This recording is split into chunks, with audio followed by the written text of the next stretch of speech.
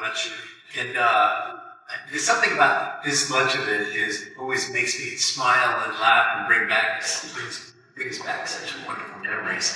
But I think of that. I met John 4 decades ago, and I had already been doing this for a year or two when I met John. Can I just tell you quickly? I guess before I get started, let me be sure I say thank you to Carrie, who has been magnificent. There you are, Carrie, over there, in bringing us all together and really bringing a profile. Of course, John introduced me, but John needs no introduction. John has done more things in his life and career than I could even dream of.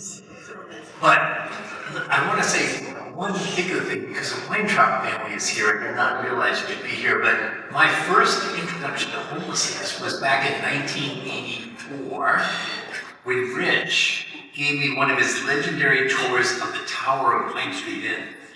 I don't know if you guys know, did you ever get this, John? But he used to take you in this illegal space way up into the top of the tower so you could look out over the city. And he was famous as the only person that knew how to do that. And so when then I got to Long Island, he was the director of Long Island. It was like spectacular. But I will tell you, when I first started, I knew nothing about homelessness. This is 1985. We were suffering from the budget of going from 30-some billion down to 9 billion. Mental health institutions had been closed. The South End was getting gentrified, and homelessness was beginning to blossom as it has done to this day.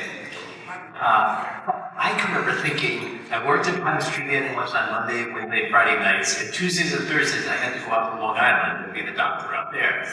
And I started thinking, how could I live in such a cool city that would take homeless people, put them on a bus, and send them to an island, out of sight, out of mind, to then be out there. And I was resentful. I remember driving out there one night. By the way, the first night I went out to Long Island, the bridge was being worked on. Just so you know, there was prelude to all this. But when I got there, I realized this was a place of incredible joy. It was, first of all, beautiful. If you have never been out there, and it's hard to get the Alice of a book, but it looks out over all of downtown Boston. It's on Boston Harbor, and it's far away from the madding crowds of the city. And so the homeless people who had chosen to get on the buses and come out there were happy as could be and being cared for by Rich and this amazing crew of people who worked way harder than anyone I've ever known. And thanks to John and Friends of the Boston's Homeless, they actually have a lot of support out there. So it was, I thought I'd died going to heaven instead of being in Molokai where I thought I was going.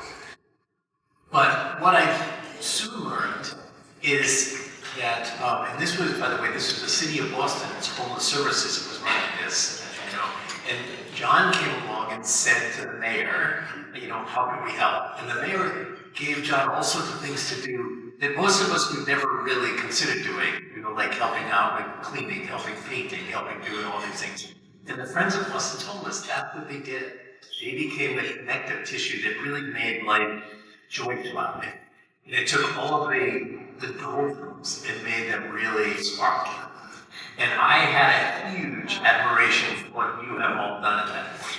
Realize that in homelessness, it's not only the big picture that has to be addressed, but the day-to-day needs of everybody are the really everyday important stuff. And that's what, if I would say anything about Boston, Friends of Boston Homeless, that's what you've been doing. You've been painting rooms, doing food, finding housing for people, and then on and on. Whatever has been needed by the city, you have risen to do that. And there's not many places that do that, believe me. And so I admire you in the quiet way that you have inspired all of us. And I really, it's really going on.